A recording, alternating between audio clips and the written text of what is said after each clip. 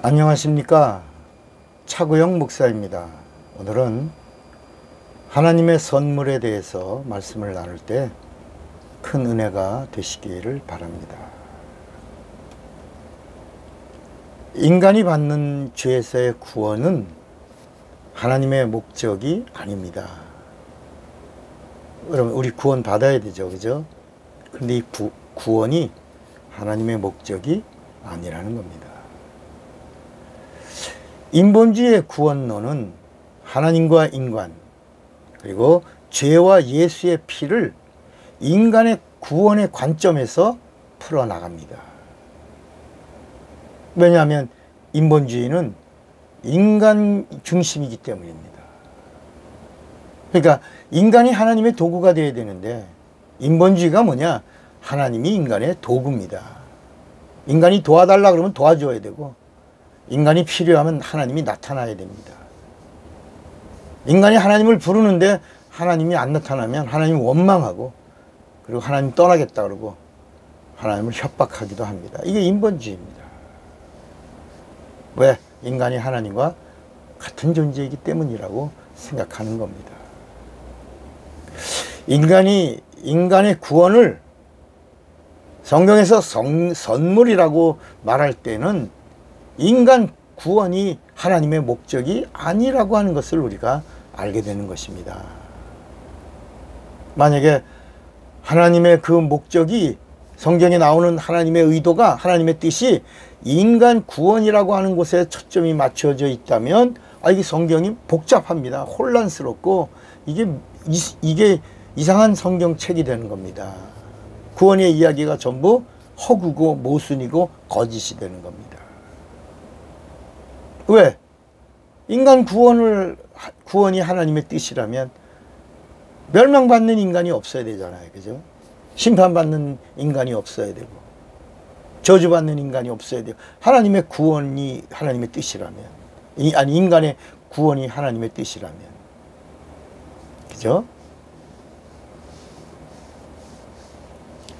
노아 홍수 때 짐승들은 각각 한 쌍씩 구원을 받아 방주에 들어갔습니다. 그런데 인간들은 방주를 짓는 데는 동참, 그러니까 한 70년 이상 100년 가까이 이 방주를 노아가 지을 때 여러 사람들이 함께 도와줬죠. 그런데 정작 홍수가 임하자 8명 외에는 구원을 받지 못하고 멸망을 받았던 겁니다.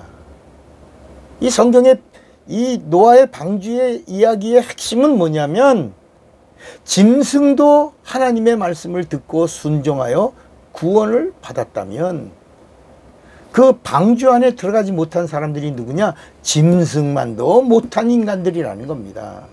오늘날도 짐승과 같은 사람들, 짐승보다도 못한 것들, 이런 사람들은 구원을 받을 수도 없고, 그리고 천국에 들어갈 수도 있다 없다?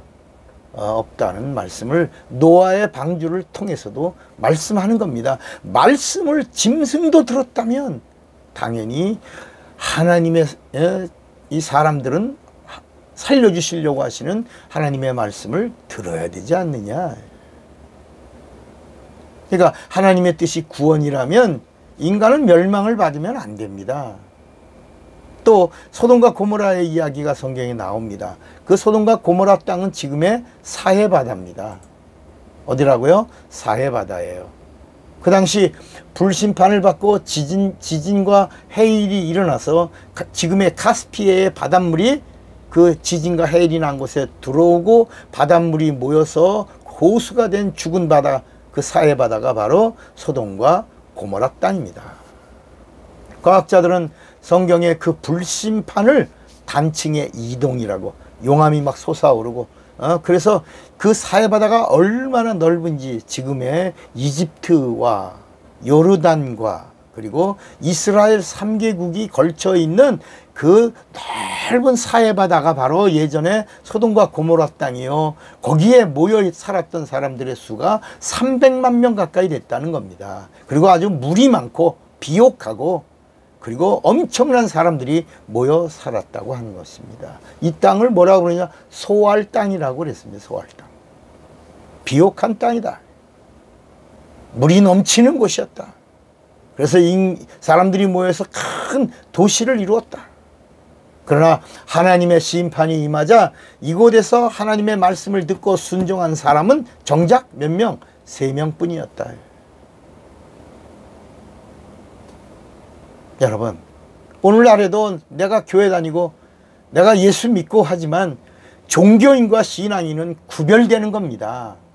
여러분, 오늘 우리 똑똑하자 배웠으니까. 그런데 얼마나 하나님의 말씀을 분석합니까? 성경은 하나님의 말씀이 찾아올 때 다른 거 없습니다. 2가지만 하라는 겁니다. 순종하고 복종하라. 순종은 언제 합니까? 납득이 되고 이해가 되면 순종하라. 복종은 언제 합니까? 이해가 되지 않고 납득이 되지 않아도 하나님이 나에게 명령하시니 그대로 따르는 것입니다. 이걸 복종이라. 순종과 복종을 누가 하셨습니까? 성경은 예수께서 오셔서 순종과 복종을 다하여 하나님의 뜻을 다 이루셨다. 이렇게 말씀하고 있습니다. 순종과 복종의 모델이 누구예요? 예수 그리스도입니다. 그리고 예수께서 다 순종과 복종을 다하여 하나님의 뜻을 이루신 다음에 우리에게도 하나님의 말씀이 찾아오면 순종과 복종을 다하라 라고 명령하시는 겁니다. 이스라엘 민족이 애굽에서 홍해를 넘어갈 때 모세와 함께한 이스라엘 민족의 숫자는 얼마냐? 과학자들의 말입니다. 170만 명이라고 학자들이 말합니다. 그러니까 홍해를 넘어간 170만 명 중 단 한 명도 쫓아오는 애굽의 군대의 칼에 죽은 사람이 있어요? 없어요? 없어요. 170만 명 중에 한 10명은 죽었을 것 같잖아요? 없어요.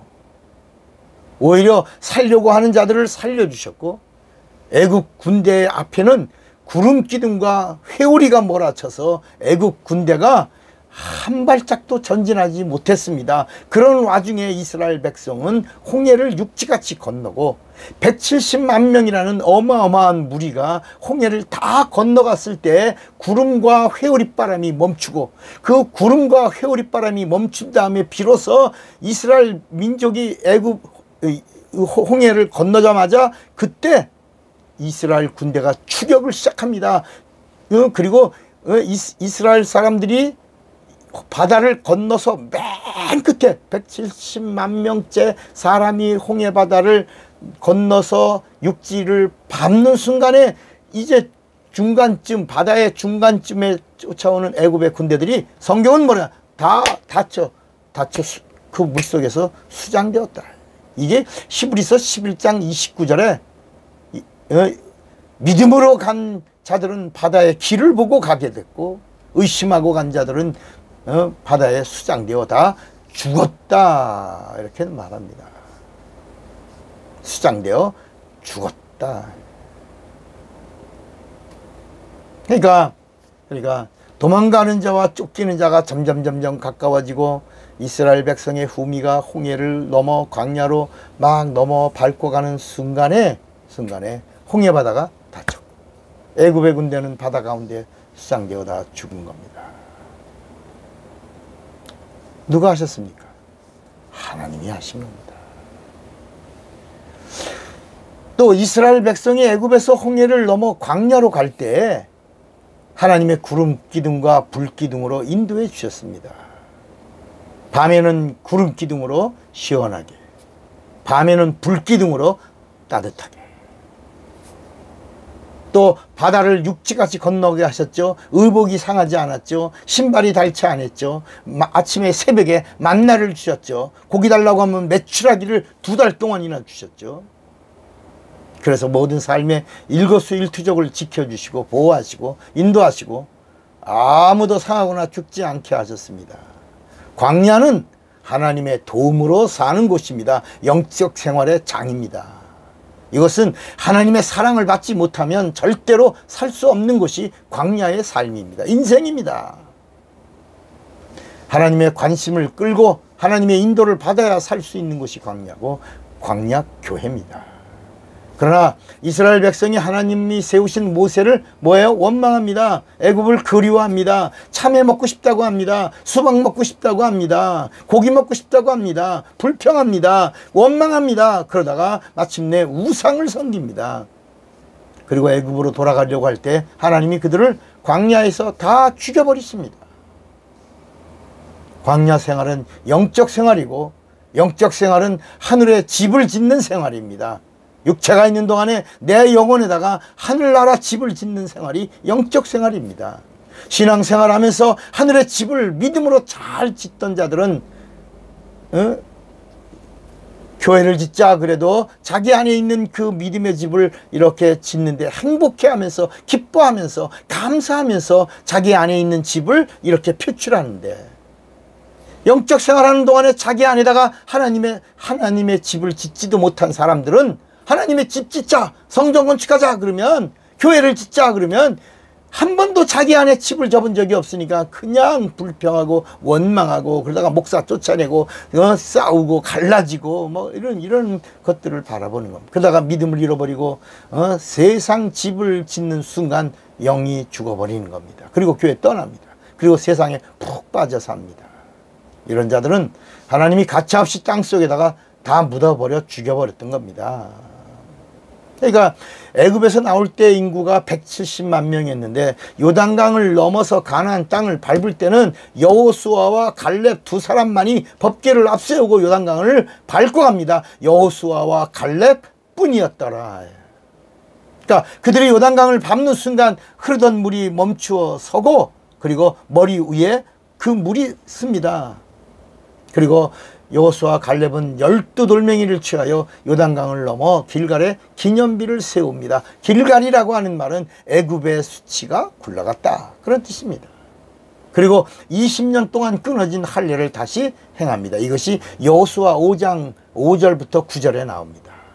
이 할례가 바로 뭐냐? 할례는 하나님과의 언약의 회복이요, 두 번째는 이스라엘 백성의 순종이요, 세 번째는 하나님의 백성된 표가 할례입니다.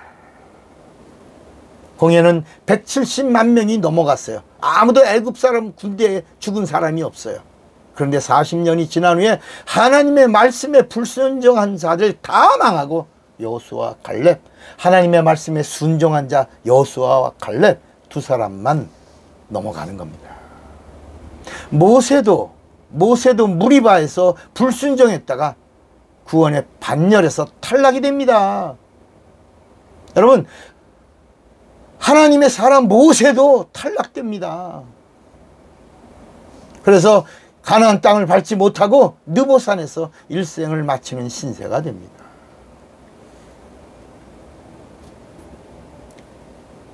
구원은 하나님의 목적이 아니라 선물입니다. 하나님의 목적은 하나님의 원수를 심판하는 것입니다. 하나님의 원수를 진멸하는데 하나님은 인간을 도구로 사용하셨습니다. 인간을 목적의 도구로 사용하신 후에 인간에게 자비와 은혜를 베푸셨는데 그것이 구원이라는 선물입니다. 이 선물이 바로 뭐라고요? 구원이고, 구원받은 자들에게 성령이 오셔서 성령의 생명을 부어주시는데 이 생명을 뭐라고 그래요? 영생이라고 말하는 것입니다. 근데 이것은, 여기서 우리가 진짜 알아야 될 것은 예수 믿는 자에게 주시는 하나님의 선물이라는 사실을 믿으시기 바랍니다. 인간은 하나님에게 발견되어야 하고 하나님의 관심을 끌어야 하고 하나님께 쓰임을 받아야 합니다. 이렇게 하나님께 쓰임 받는 자가 받을 선물이 구원인 것입니다. 당신은 하나님의 선물을 받으셨습니까? 하나님의 선물의 최고가 예수요, 예수가 은혜요, 예수가 구원입니다. 오늘 예수의 사람, 예수의 것이 되시기를, 이 최고의 하나님의 선물을 받는 자가 되시기를 주님의 이름으로 축원합니다. 차구영 목사입니다.